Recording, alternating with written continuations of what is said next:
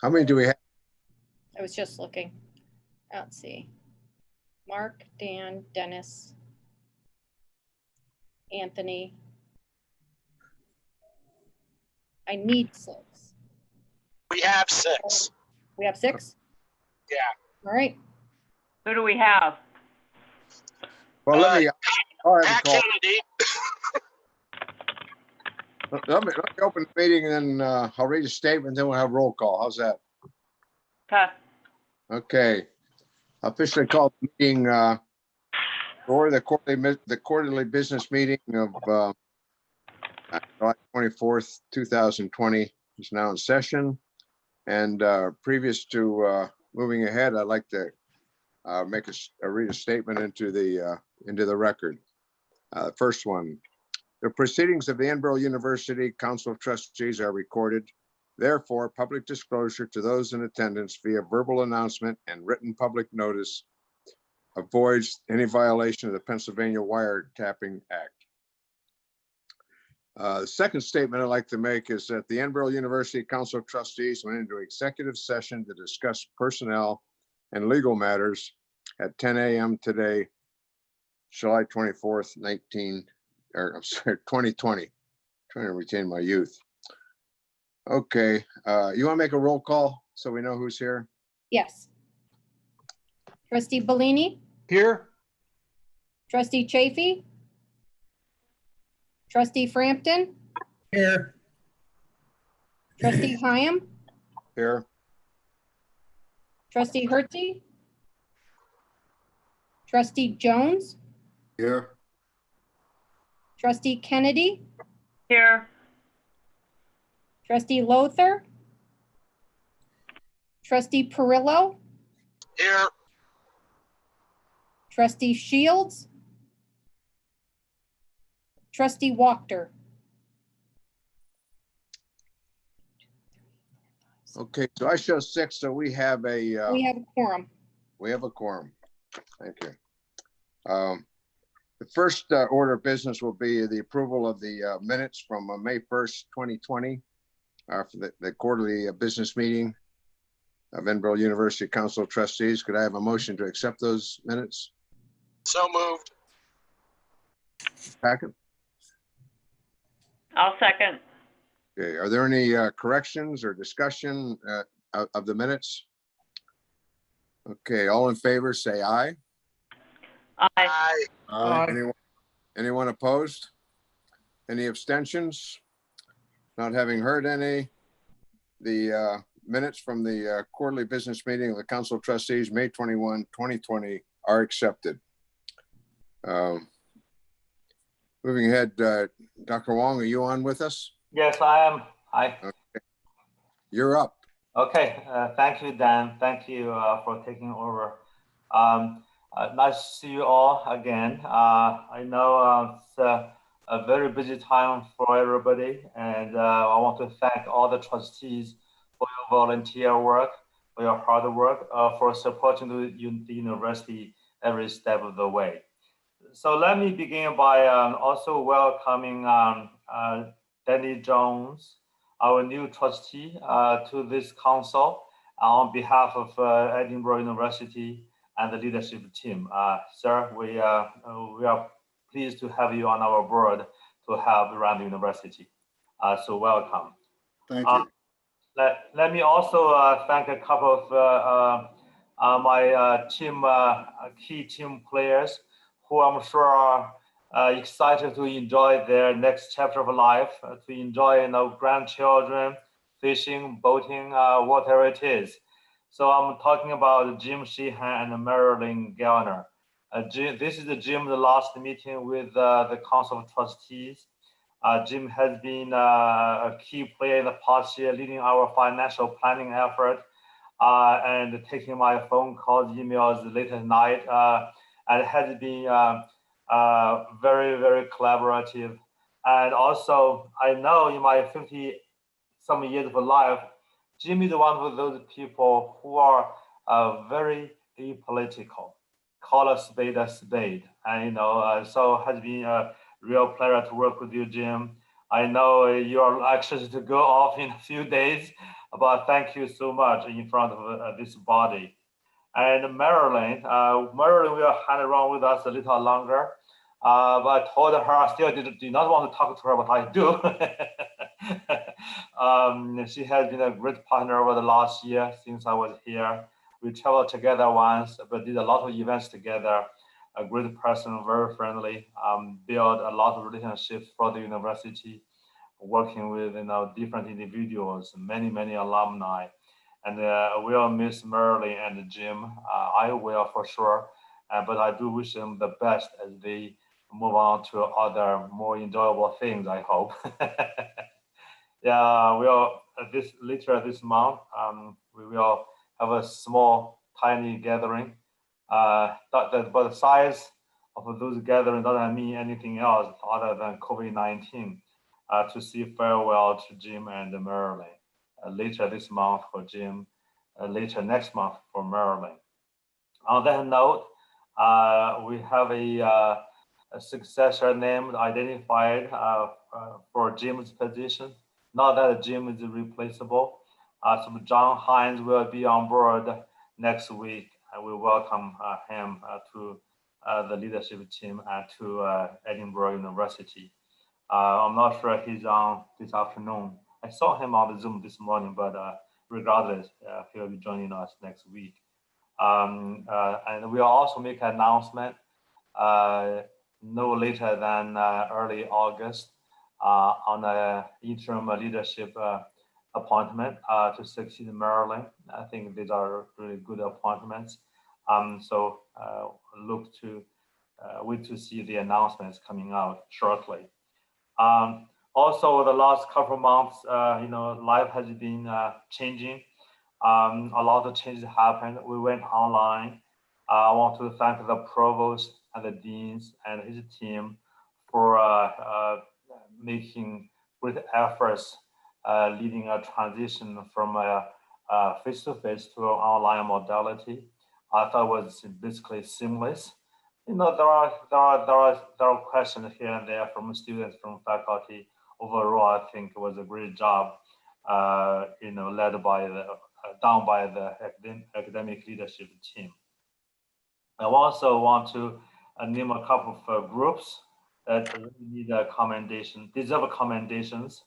The ERT, that's the Emergency Response Team, led by Jim Dale, including the cabinet, faculty representatives, staff representatives, and working side by side with the ELT, the executive leadership team, right?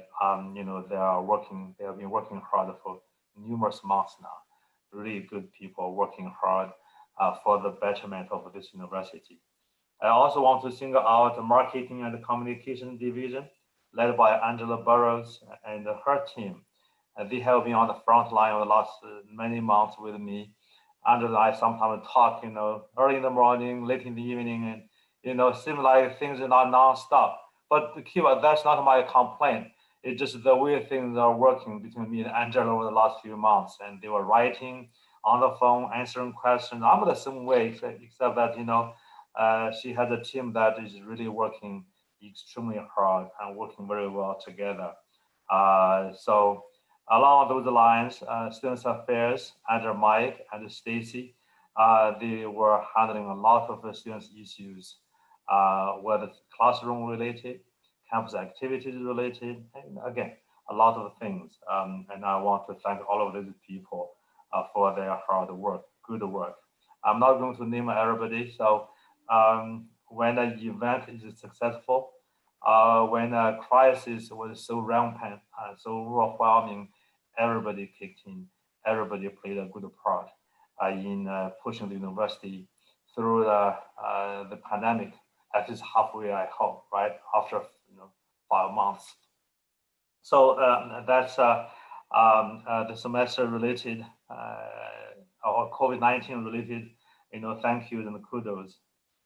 Stop me if you have questions. I have a few more items to report on. Okay. So as you know, we since January, between January and June, the university produced two versions of financial sustainability plan, right? But January was January, before COVID-19. We felt very positive, very confident. We were able to reduce our deficit, gain our financial balance in 5 years. I mean, I think almost everybody would agree with what I just said. However, 2 months later, we were hit by COVID-19, and that required a new response to not only our financial challenges, but also COVID-19. So as a result, we reworked the plan, added new elements, adjusted others, and submitted a version 2 of that plan to the Chancellor's office in mid-June, just about a month ago. And that new plan included now a shortened time window to overcome the financial challenges and also to achieve a student faculty ratio, student non-faculty ratio of 2010 to 2011, when the university was larger and the faculty staff complements were also larger but more efficient. The plan also included projections on the next 5 years enrollment goals. Again, we tweaked the numbers in response to COVID-19. We thought it was doable. However, the demographic shift, COVID-19, the competition, the online modality, all of these and other things are presenting some challenge, to recruitment effort. As Bill has been saying, you can't go out, you can't visit high schools, we cannot bring students or parents to campus either. We are not alone. I recognize that we are not alone. Most schools are like us. But the plan we submitted, if we do everything we said we are going to do and do them properly, we should be able to achieve our balanced budget by June 2022. That's 2 years out, right? If you count this month as a whole month, 2 years out, right? And then we should be able to restore our student-faculty ratio to 18:1. I think that was the ratio back in 2010 to 11. Our plan actually says we would reach 19:1 in 2022 to 2023, I believe. Okay. So the plan, we already implemented some of the elements in there. That's why you saw some deficit reduction even over the past year. But as Jim was saying this morning, our financial picture is a little more complex because of all these compounding factors. Okay. So that's the financial plan. The key element in the plan, as you may recall, called for a reduction of the faculty and non-faculty complements. That's already all over the news. When we first submitted the plan, and now even more coming out today. Student retention. We made the student retention a major priority, one of 5 priorities. As of last week, the numbers we saw of the 2019 freshman cohort, the retention rate of those students to last week stands at 77%. I think Mike mentioned this also this morning. It was quite a significant increase. I think the highest this university saw in the last decade was 75%. That was only 1 year, and that was the highest. Now, this number, there are reasons to believe this number will probably stand. I mean, I said probably, but there was a summer melt typically, but we'll know better by August, even better by early September when census day hits. But this really means the retention work the faculty and staff have been doing they are working. So I'm very pleased to report that result. Enrollment-wise, you heard a few things from Bill Edmonds. The freshman class, we are doing pretty well. I think it's only compared to last year, 4 or 5 students down, right, Bill? 4 or 5 students down, which means flat with last year. If you look at the entire data that is shared by Apache every week, we were within the top 6 or 7 schools that are looking at a slight increase or a flat in terms of net deposits by the freshman class. Okay, so that is really good news. With the transfers, we see a decline again expected. This is expected for many schools, and the number of schools within Apache are witnessing an even larger decline. But again, some of them are in better financial positions, so they could afford to lose a few students. Not that they want to, but they could. So that's enrollment in a brief statement. Many people are interested in the integration conversation between Edinboro University and Slippery Rock. The conversation started sometime in the spring, first between the presidents and the chancellor, then expanded to include the provost of both campuses and academic affairs office of the chancellor. Now I know the provosts are still talking, receiving data from the chancellor's office on program integration. We started in 3 areas specifically. One, grant writing. We lost our grant writer a little while ago, though she still works for us part-time. So there's opportunity to collaborate between the 2 campuses while saving a few dollars. Also purchasing, Jim Sheehan and I were talking about this. They lost their purchase director. We still have ours, and maybe that's one area we can share. Thirdly, the third one already started. That is the sharing of a chief diversity officer. So Terrence Mitchell will spend 7 out of 20 every 20 days to work on the campus of Slippery Rock.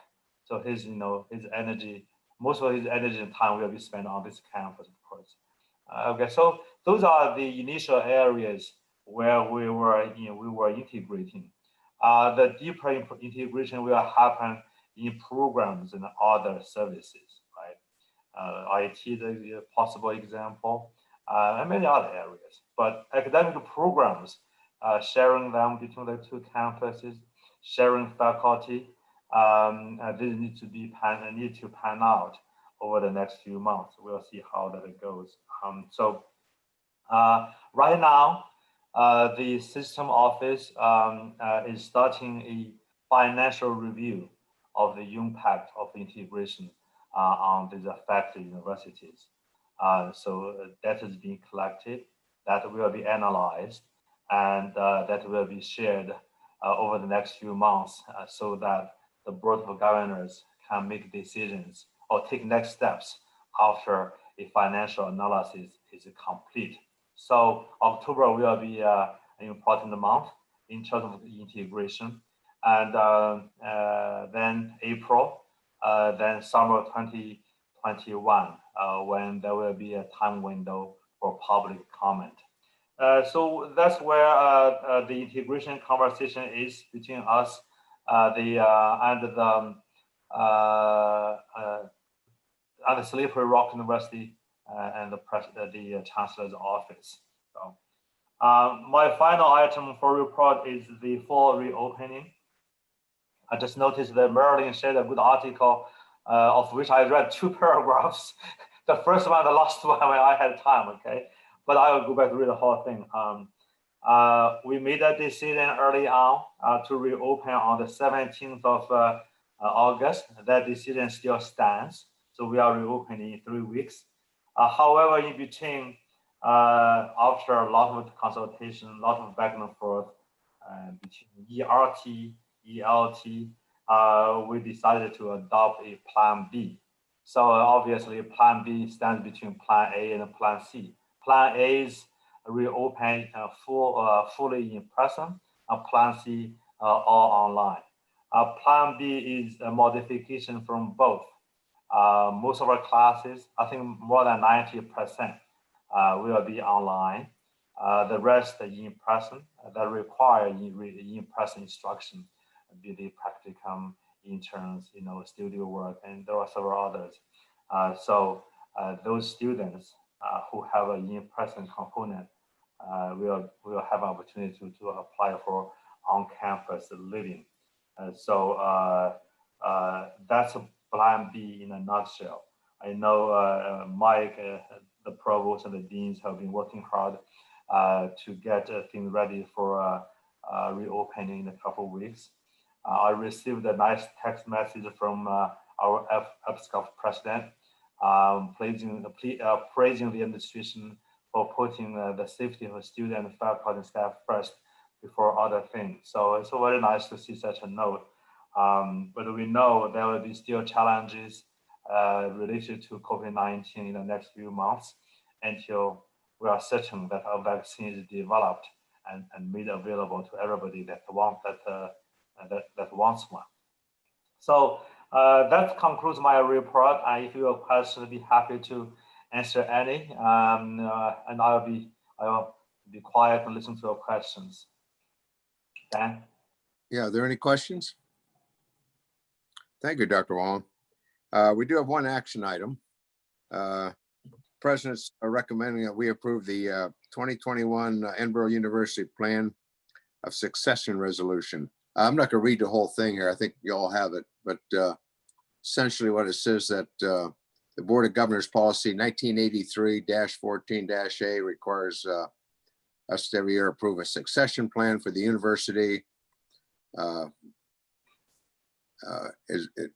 God forbid something happens with Dr. Wong. So actually number one is Dr. Hannon, Provost, Vice President of Academic and Student Affairs. Number two in line would be gentleman, it's not even here yet, would be Mr. John Hines, Vice President of Finance and Administration. And number three will be Dr.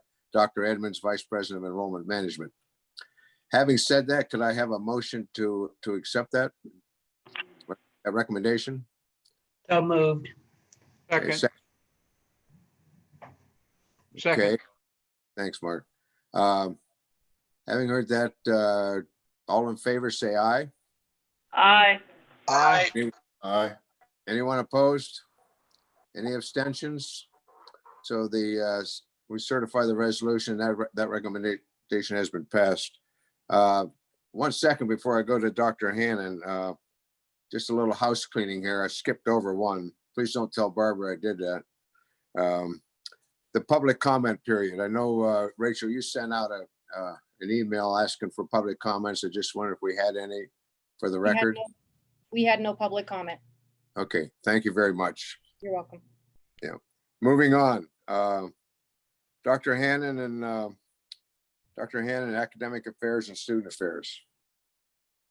Okay, thank you very much. I had provided 3 reports for all of you, one from Academic Affairs, one Student Affairs, and one Athletics that you should have had in your folders. I'll just highlight a few items from those. One, we were very pleased that our School of Education achieved CAPE accreditation, CAPE standing for the Council for the Accreditation of Education Programs.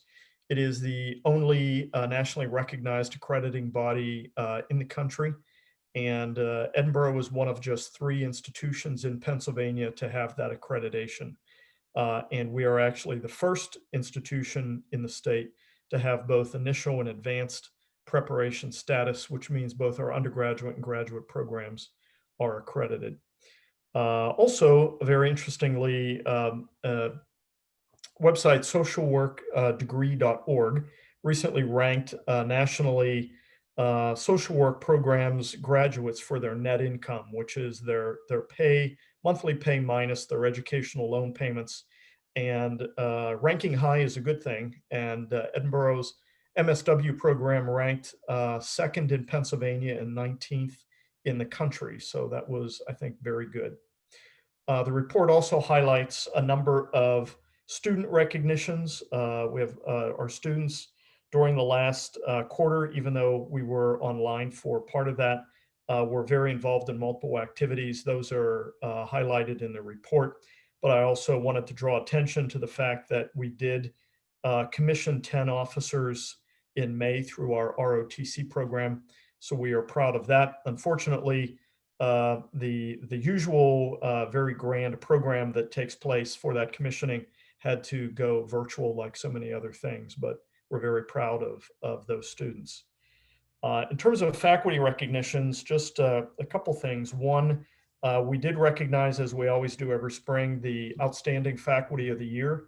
For our Faculty Member of the Year, Dr. Vicki Hederick from nursing, she's actually the chairperson of nursing now, achieved that honor. The Advisor of the Year went to Dr. Peter McLaughlin from psychology, and the Scholar of the Year went to Dr. Wayne Hawley, also from psychology. So all three of this year's winners were from our College of Science and Health Professions. I'd also like to point out that Dr. Mary Elizabeth Meyer, who's in our art education program, and Professor Suzanne Proul, who is in art, have started work on a mural in Erie that was commissioned to commemorate the 100th anniversary of the 19th Amendment. They are working with a team of 6 total women artists and received grant funding from the League of Women Voters in the Erie Downtown Partnership for that mural. And that will be unveiled on State Street sometime in August. In the student affairs area, some of the information in the report is already out of date because it was written at a time when we planned to come back under Plan A, but I can make a few remarks of update from that. Since we're changing course delivery, we will have much more limited housing for the fall to better help ensure a safer campus for both our students and our employees. And there will be scheduled move-in dates and times for those living on campus so that we don't have congestion in that sense. That process will also include a health check-in at the university prior to receiving room keys. While there will be very limited events on campus, Residence Life will be working with our resident students to make sure that they are well and to provide opportunities for them to safely engage with other residents on campus. We're also working with the Student Government Association to encourage student organizations to continue to operate and remain active during the fall semester, with their activities primarily needing to be virtual in order to stay safe. Also, our Student Conduct Office has been meeting pretty much weekly with the PASHE Title IX directors and University Legal Counsel to incorporate the new Title IX regulations that go into effect on August 14th. So there has been a lot of work going on in that sense. In athletics, that report provides a very good summary really of the entire year, but I'd like to mention just a few things. We have had a number of retirements. Bruce Baumgartner, who retired as a faculty member, but had been working out of Maryland's office in advancement, had retired this spring. We also saw the retirement of the assistant athletic director, Todd Jay, and the sports information director, Bob Shreve. We have a new assistant athletic director, Chad Williams, who started very recently, primarily ensuring that we remain compliant with ONCAA regulations. And we're starting with a part-time sports information director, Alex Wilmer from Erie, and he will be overseen by Chris LaFuria, who is in the communication and marketing office. Also, Coach Gary Kajiavas, if you ever met him, you'll always remember him, very friendly person. He won the West Coach of the Year for PSAC, which was a great honor. His team, women's soccer, was originally ranked 6th in the PSAC West, and they ended up coming in 2nd place for the season for the championship. So that was very good. Also in the football area, with about 60% of the football lockers rusted or unusable, our relatively new football coach, Nolf, and his staff and alumni across multiple generations raised more than $40,000 to give the locker room a much needed facelift, which would have been a great surprise for the players if they come back in the fall. Despite also the disappointment of a cancellation of the Winter Sport Championships, where we had a number of students placed, our student athletes and coaches continue to work hard academically. 72% of the student athletes earned a 3.0 or higher in the spring, compared to 64% for all undergraduates. And they had an average spring GPA of 3.29 compared to 2.90 for all undergraduate students. So congratulations to them. Lastly, I'll just mention that the coaches have also been working very hard on recruitment for the incoming class for this year, and have brought in even more students. They had about 350 total student athletes last year, and that number is up to over 400. And that concludes my report. Thank you, Dr. Gary's a big Arsenal fan, and we all know that. So, but I won't hold that against him.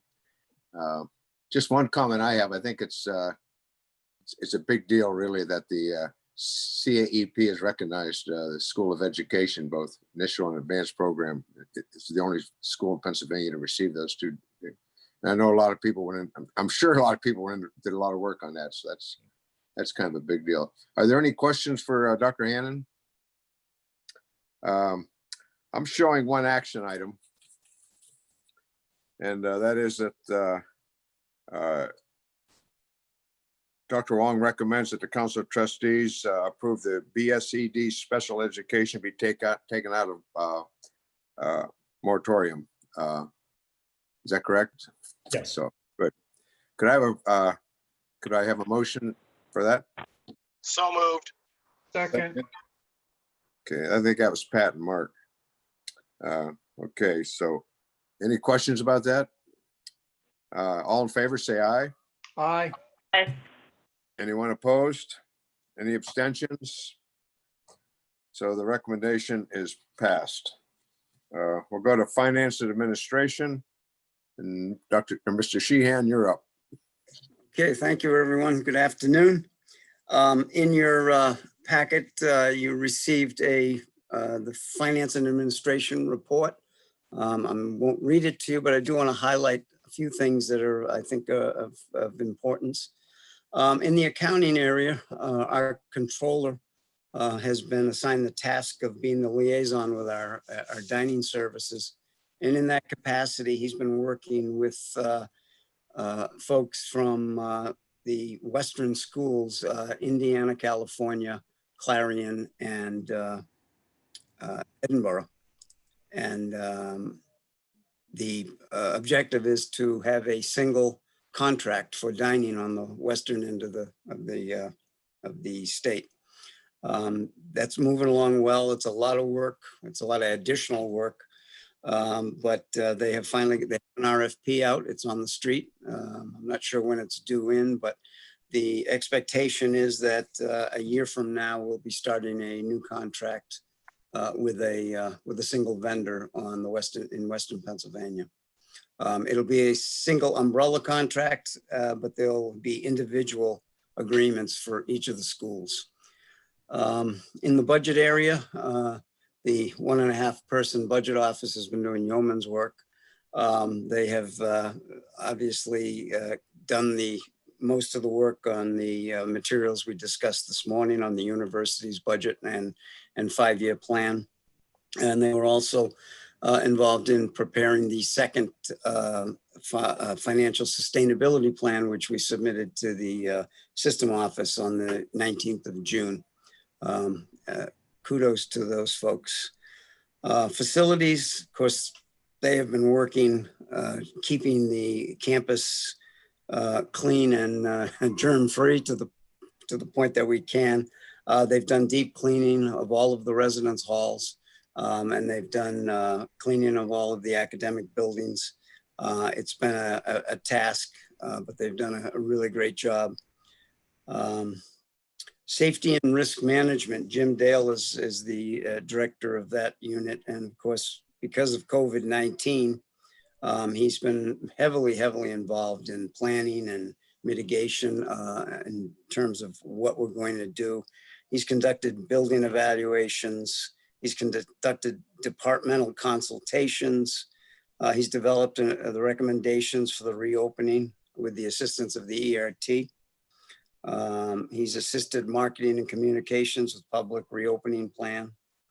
And he's developing a COVID infectious disease plan with the assistance of Dollar Elder, who is the Director of Student Health Services. In our ITS division, there's a lot of things that are happening, but I want to point out a few. They've been working to implement a virtual environment for students to remotely access lab software. In the spring, we realized that students who would be able to access certain software if they were on campus in a campus computer lab, they couldn't do this. They couldn't access the same materials from home. So it caused a bit of a problem, but we worked our way through it. Now what they're doing is implementing some software that will, and equipment that will allow remote access to that materials. And under these circumstances, the timing was perfect. And also in ITS, in the Learning Technology Center, they've mitigated faculty to remote instruction due to the COVID. They've created and hosted various resources for faculty and staff. They've consulted with faculty. They facilitated additional TOCC sessions. It's been an all-out effort on everyone's part to make sure and ensure that our students in this coming fall semester are able to achieve what their objectives are, i.e. get their education. In some cases, it'll be more difficult than others because of the remoteness, but nonetheless, we're going to try to deliver the best education that we can for them. Also in your packet were, and this was for an information and review, contracts and purchases for the period of April, May, and June of 2020. Okay, there's no action item attached to that this meeting, or forevermore, I guess. There is also attached the fee schedule, the fees that we're proposing for the FY 2021 year. And a late addition is a resolution for the sale of real property. I think that was, Rachel, I think you got that out to everyone. Okay, thank you. So there is two action items in that case. One is President Wong recommends the approval of the 2020-2021 fee schedule. Okay, let's go. Let's move forward with that one. The fee schedule 2021. You've got a copy of it on your portals. So could I ask a motion to accept it? Thank you, Mark. Second. Thank you, Pat. Okay. Oh, Barb's back. Yeah. Okay, Second. so Barbara, we now have 7. Yes. Okay, so I would ask all in favor, say aye. Aye. Aye. Anyone opposed? Any abstentions? So the fee schedule passes. Thank you. Jim, I And show another another one. action. I show an action item on the budget. I suspect that's not a.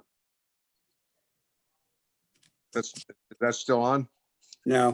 No. How about the approval of the sale of Perico's Yes. property? The next is President Wong recommends approval of the resolution for the sale of real property located at 2951 West 38th Street in Erie, Pennsylvania, also known as the Perico Center. Okay, could I have a motion for the sale of that property? So moved. Thank you, Pat. Second? Second. Okay. Any discussion? Could I, we were certain we were going to move ahead with this today. Yes. Okay. We have to get it to the Board of Governors so they can move forward with it to the PASHI and onto the legislature, but we're just the first step. Correct. Am I correct in that, Jim? Yes. And Thank you.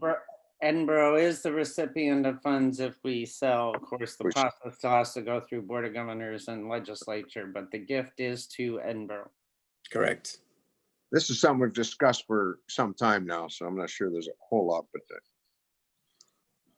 to discuss further, but any other discussion, questions?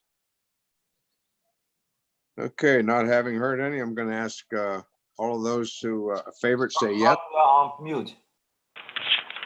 You're on mute. Oh, sorry. Dan, I still have some reservations about the confirmation that the money would go towards Edinboro University's debt. I'm pretty sure that ship already sailed. We had that conversation about 4 or 5 months ago, Barbara. Right, and Mark, I can probably go back. We probably have the email exchanges plus legal decisions, but I spoke personally with the chancellor and legal, and I know we had something in writing at one point, so we can go back and look at that as Yeah. well. Talked to people in Governor Wolf's office also about that. That's right. Yeah, we also talked with them. There's no question it comes to Edinboro. But that's a good question. That's a good to have that straight. Any other discussion about that? Okay, all in favor, say yes. Yes. Yes. Yes. Aye. Anyone opposed, say no. I abstain. I'm getting to that. Okay, Any abstentions? I abstain. Okay, well. Okay. The resolution passed, or the approval for the real property at the Perico Center in Erie, I guess Mill Creek, whatever, but it passes. 6 in favor and 1 abstention. Dan, one quick thing Yeah. to go back to contracts and purchases. So Yes. Dan and I were on the negotiation calls on HB 2171.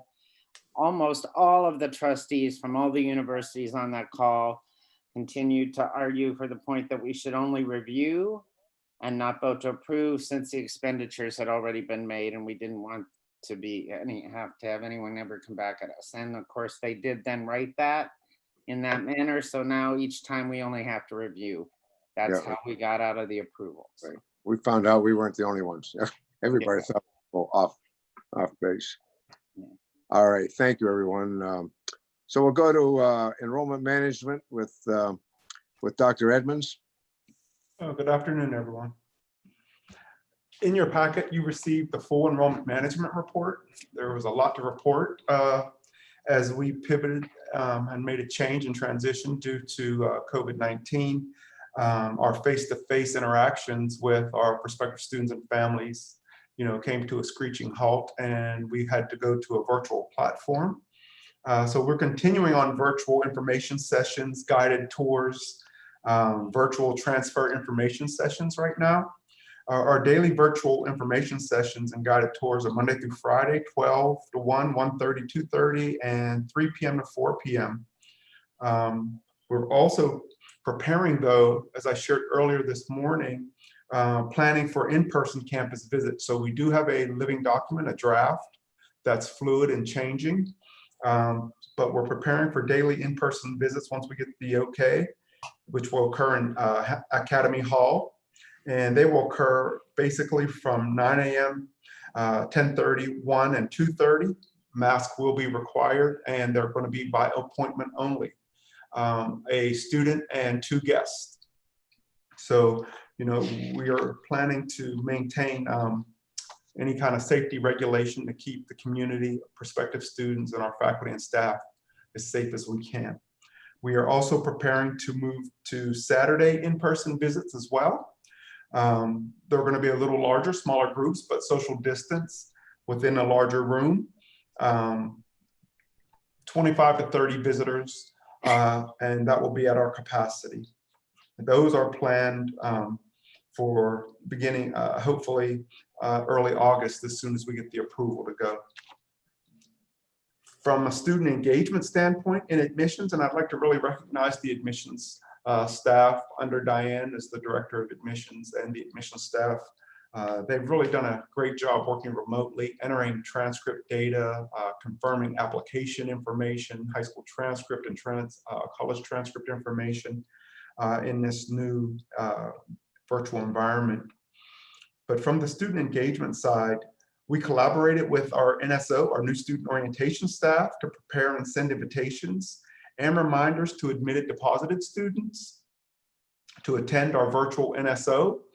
We moved to a virtual NSO platform, and it was a pretty smooth transition. Marketing and Angie's area really took a big lead in making sure that that happened, working with the provost and admissions area as well. So a lot of good people, a lot of teamwork to make NSO a reality, and we've had quite a few hundred students go through our NSO program. For application review from admissions, due to COVID-19, we adjusted our May 1st deadline to June 1st, as many colleges across the country did so. That was a big benefit to our new students and entering class, moving that deadline. We updated the website, working with marketing and communications for students to encourage them to deposit, placed all that information out on the web so students could do self-service and keep abreast of what's happening here at the institution.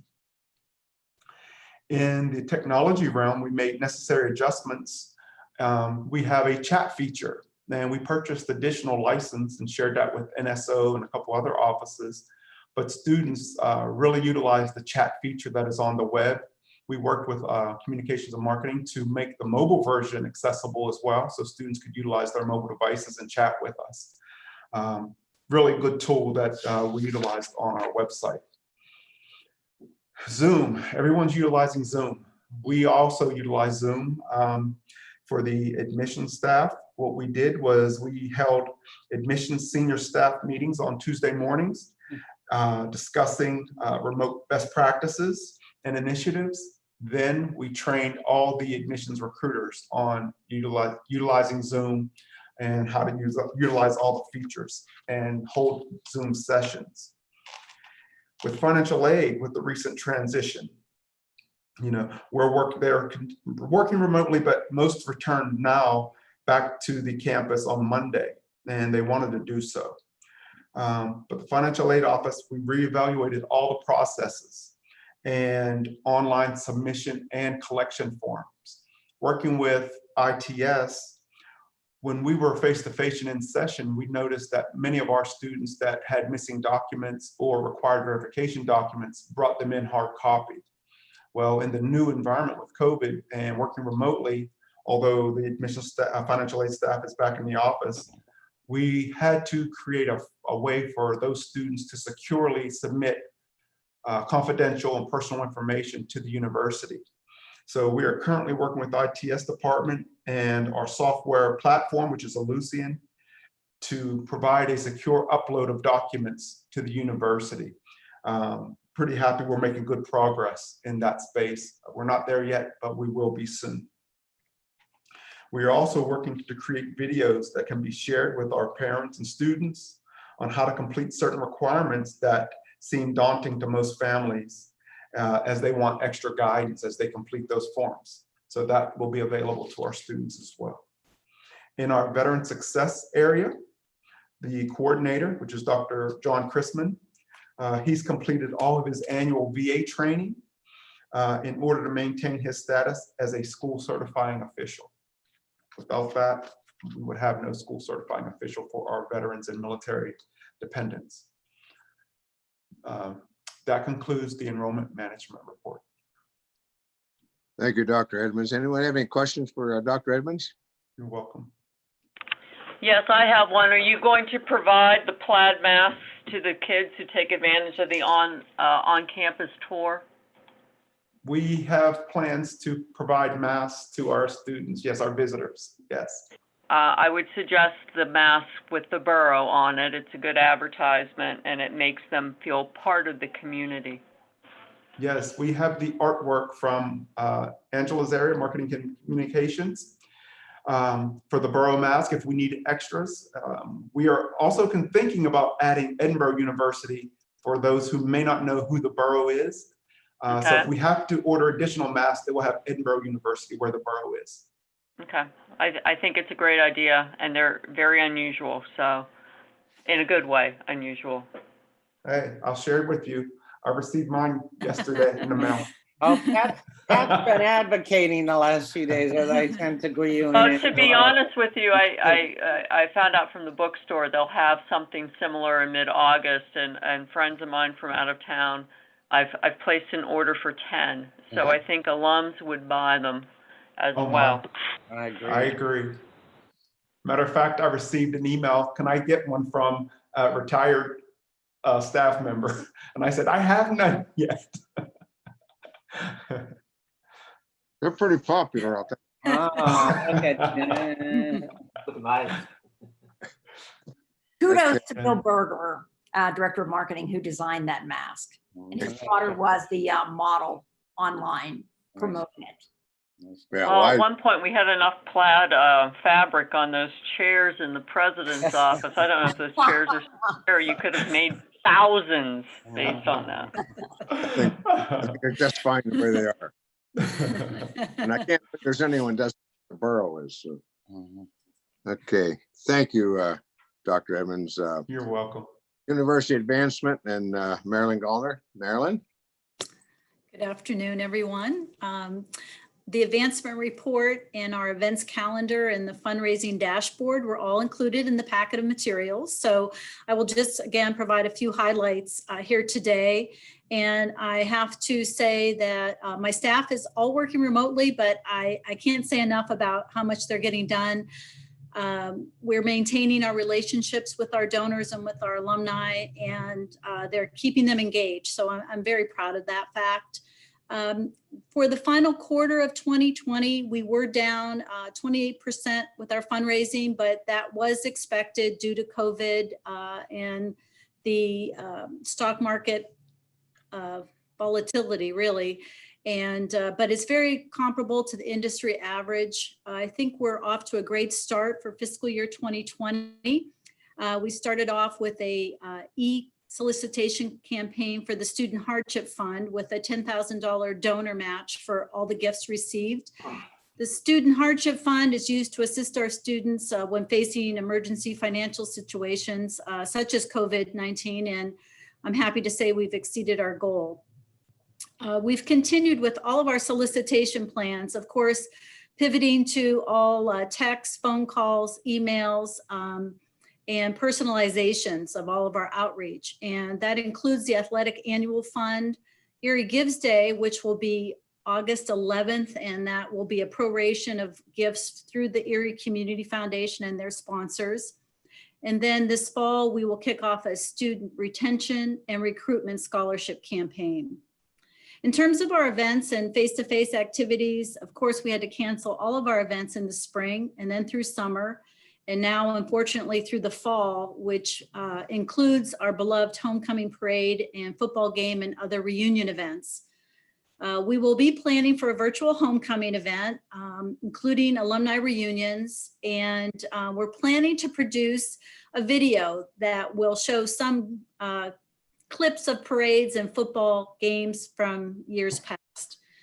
We've had several virtual events, including a graduate senior toast, alumni Facebook events, and we shared the Art 100 documentary link to all of our alumni, which was quite successful. And then we've had many Zoom meet and greets with Dr. Wong and all of our alumni throughout the country, actually, and we continue to have those small, more intimate Zoom meetings. We've collaborated with marketing and communications on the alumni story in the latest magazine, and our alumni e-newsletter has a new look. And it's so important because to keep our alumni informed and engaged, we will be increasing our communications with alumni as we go into the fall. And that ends my report. Happy to answer any questions. Well, we should take note that this is sadly for us, and I'm sure joyous for you in many ways, but also a little bit torn. This will be your last trustees meeting. Yes, a little bittersweet, really. Yeah. And we said in study session, we are most grateful for your service to the university and your commitment. And we know that that will continue even though you're not on the payroll. You're right. Thank you, Barbara. Thank you, Marilyn. I've known you for 26 years, and you're such a gracious lady, and always in that state of mind. So I thank you for all of that. Moving forward, marketing and communications, Angela. So you've seen my written report. I just want to point out a few highlights. A primary focus of our communications efforts over the past quarter have been tied to the fall reopening plan. From May into early July, our plans centered on students' return to campus and the steps the university was taking to protect their health and safety. We also communicated regularly with faculty and staff on those plans. On July 22nd, we announced we would be moving the majority of our classes to remote instruction with a limited number of in-person classes in areas such as art studios, labs, nursing clinicals, and so forth. In other highlights, Marilyn mentioned the Borough, the latest issue of the Borough magazine is out. This is a special edition on COVID-19 and how members of the Edinboro community are prevailing against it. So lots of really impressive people. We enjoyed telling their stories. All of the interviews were done remotely via Zoom, and all of the photography was done honoring social distancing guidelines. Work on the website redesign continues with plans to launch early in the new calendar year. Advertising strategy has been updated based on admissions data and the latest Scarborough research. So we make refinements every year depending on measurements over the course of the past year. Some details of those adjustments are included in my written report. Also included in the written report is competitive data on how we compare with our peers in terms of our media spends in both Pittsburgh and Erie. We've collaborated with admissions colleagues and others to produce a good number of virtual events during the past quarter, hosted in lieu of in-person events and activities. As just one example, we selected a vendor partner and created more than 40 components for new student orientation. Next up is a driving tour of campus. So Bill mentioned there will be campus tours. Not everybody will be here on foot. So we're putting together a driving tour that'll mark various campus locations and give some history on each. We've also worked with Edinboro's Chief Diversity Officer, Terrence Mitchell, on communications tied to our efforts to build, continue to build a culture of diversity and inclusion and mutual respect. Last up is we partnered with Jim Sheehan and his team on the financial sustainability plan in terms of the executive summary and the narrative to go with the numbers.